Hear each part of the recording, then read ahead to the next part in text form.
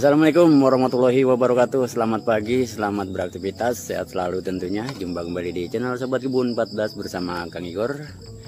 Baru saja kita mengerjakan bedengan atau gurutan. Rencananya kita akan mencoba untuk menanam cabai, jahe, serta tomat. Kemudian tadi juga kita mendapatkan bekicot.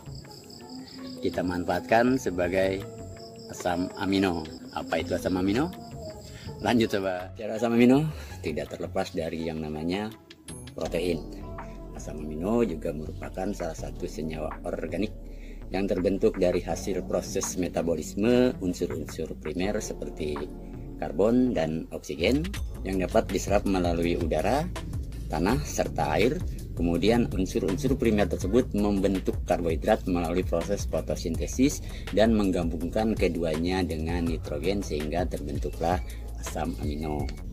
Sedangkan fungsi dan kegunaan dari asam amino cukup banyak, diantaranya: 1. Membantu meningkatkan proses fotosintesis pada tanaman. Kemudian membantu perkembangan akar karena hormon ZPT yang ada di asam amino cukup tinggi, baik itu gibberellin, sitokinin, serta auksin. Kemudian membantu perkembangan tanaman baik di masa vegetatif ataupun generatif. Kemudian bisa meningkatkan kesuburan tanah serta bisa berperan untuk pembenah tanah. Kemudian yang terakhir, sumber asam amino bisa kita dapatkan di sekitar kita, di lingkungan kita, baik itu hewani ataupun nabati. Apabila kita menggunakan hewani, kita bisa menggunakan ikan, terutama yang berpunggung biru seperti ikan lele, ikan tuna, ikan bandeng, ikan tongkol, dan lainnya. Kemudian berbagai keong seperti bekicot atau keong sawah. Kemudian apabila kita menggunakan nabati atau tumbuhan, kita bisa mendapatkannya di kacang kedelai, kemudian rumput ajola, tanaman kelor, serta nanas, bahkan pepaya. Baik sobat kebunku, tidak panjang lebar lagi, langsung saja kita bagaimana cara membuat asam amino. Tapi sebelumnya, bagi sobat yang baru bergabung dengan channel kita, silakan untuk menekan tombol subscribe, bunyikan tanda lonceng notifikasi, jangan lupa like, share, serta komen. Lanjut ya sobat ya, jangan skip videonya. Baik sobat kebunku, kita mulai saja pembuatan asam amino. Langkah pertama, kita siapkan bekicot sekitar 1 kg. Kemudian dicuci seperti ini supaya kotoran yang menempel seperti tanah tidak terbawa.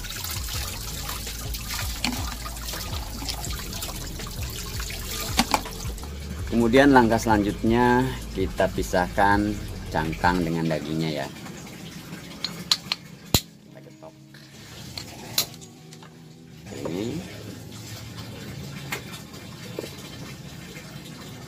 Kita ambil dagingnya.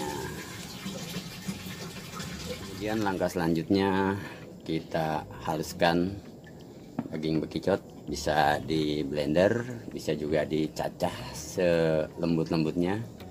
Sobat Kebun 14, karena tidak dapat izin menggunakan blender dari orang rumah, jadi kita cacah menggunakan pisau.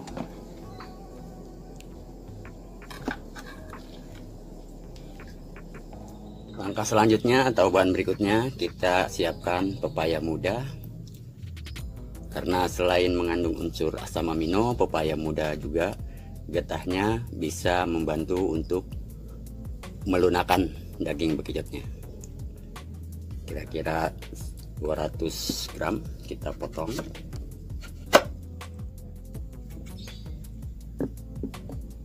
Bijinya jangan sampai ke bawah, kita buang. Kemudian kita iris-iris. Kemudian nanti kita akan blender. Yang penting hancur.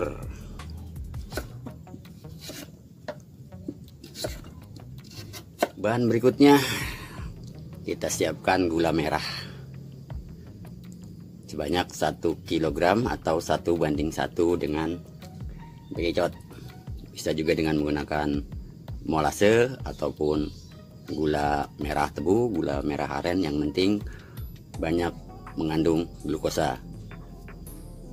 Diiris kecil-kecil seperti ini atau di blender ya. Langkah terakhir yang harus kita siapkan adalah wadah ya.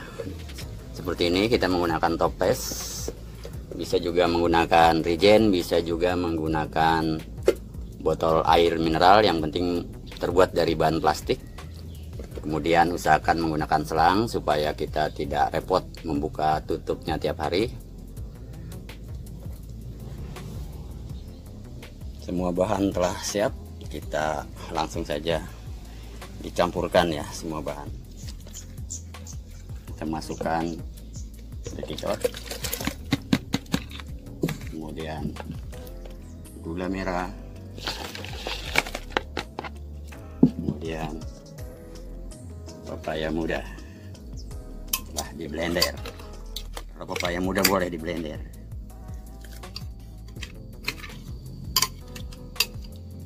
Setelah bahan bercampur, kita aduk serata mungkin ya, biar dia homogen.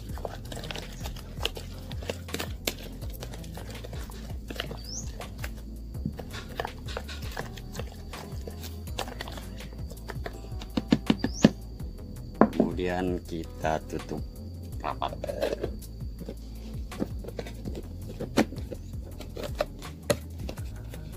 Asam amino dari bekicot kita fermentasi selama 3 bulan. Demikian ya sobat kebunku, video singkat dari Kang Igor tentang bagaimana cara membuat asam amino yang sangat berguna di pertanian, khususnya pertanian organik.